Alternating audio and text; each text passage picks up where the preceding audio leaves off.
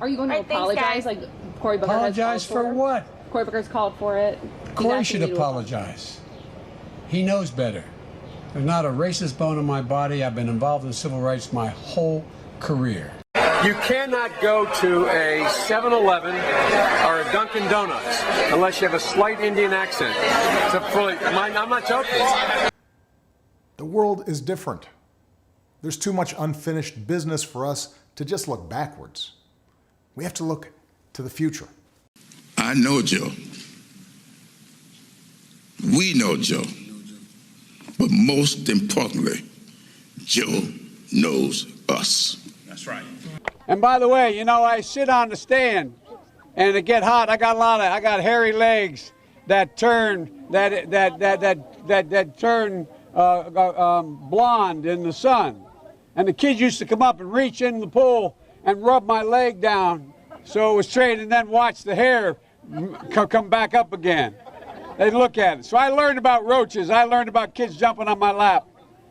And I've loved kids jumping on my lap. Even call centers, which rushed overseas in the hundreds of thousands. How many times you get the call? I'd like to talk to you about your credit card. Poor kids are just as bright and just as talented as white kids. They're going to put you all back in chains. In my opinion, we don't need white people leading the Democratic Party right now. The Democratic Party is diverse, and it should be reflected as so in our leadership. But I tell you, if you have a problem figuring out whether you're for me or Trump, and you ain't black. Why does this happen? I'm not going to do this. I'm not going to do this, Chuck, I'm not going to do this because let me just be really clear. Vice President Biden absolutely has a respect level for all people around him, for voters across this country, young people, older voters, voters of color, black people, Latino voters, indigenous, Asian American, Pacific Islander.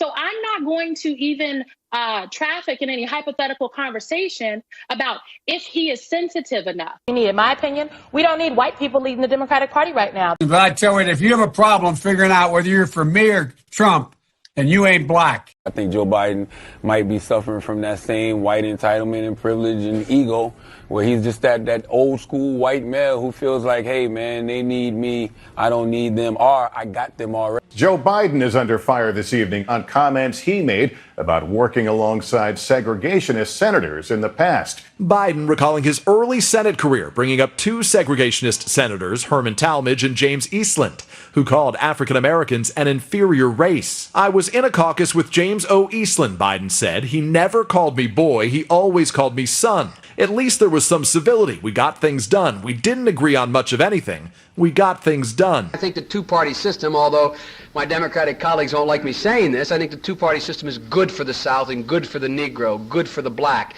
in the South. Other than the fact that they still call me boy, I think they've changed their mind a little bit. Just that old school white male.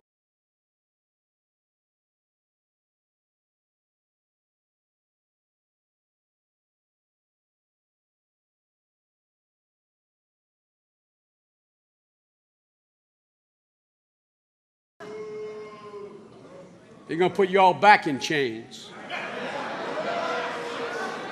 30 seconds or less. What kind of a chance would a northeastern liberal like Joe Biden stand in the South if you were running in Democratic primaries against Southerners like Mark Warner and John Edwards?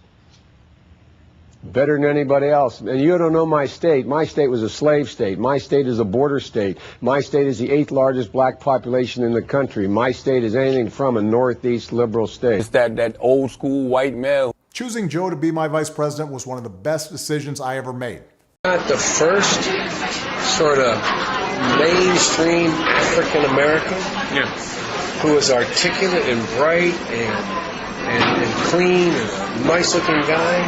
I mean, that's a storybook, man. My son is Attorney General a year in Iraq, came back, and that's one of the things that he finds was most in need. When he was over there in Iraq for a year, people would come to him and talk about what was happening to them at home in terms of foreclosures, in terms of bad loans that were these Shylocks who took advantage of these women and men. Back from Mumbai to go meet with President Xi in China, I stopped in Singapore to meet with a guy named Lee Kuan Yew, who most foreign policy experts around the world say is the wisest man in the Orient. There's not a racist bone in my body. But I tell you, if you have a problem figuring out whether you're for me or Trump, then you ain't black.